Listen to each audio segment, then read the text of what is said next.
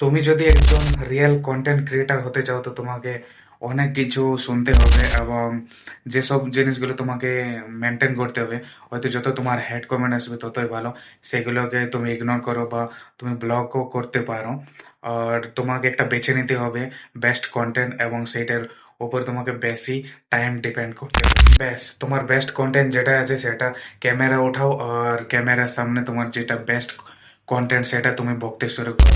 তুমি যদি একজন রিয়েল কন্টেন্ট ক্রিয়েটার হতে চাও তো তোমাকে একদম ফালতু টাইম ওয়েস্ট করা চলবে না। সময় বহুত তিনটা ক্যামেরা উঠে ক্যামেরার সামনে যেটা পারছি সেটা নিজের মতন করে বকছি, নিজের কনফিডেন্স বা নিজের যেটা ভয় সেটা তো কাটছে, আর কনফিডেন্সটা তো ধীরে ধীরে বাড়ছে।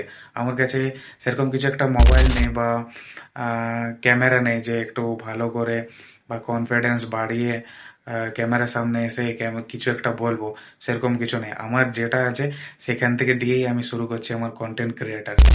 আমার জন্য আমার মোবাইলটাই সং দিচ্ছে নাই, কোনো সময় সুইচ অফ হয়ে যাচ্ছে। আজ তোমাকে কিন্তু একজনও চিনে নাই, কিন্তু একদিন হাজারো মানুষ তোমাকে চিনবে।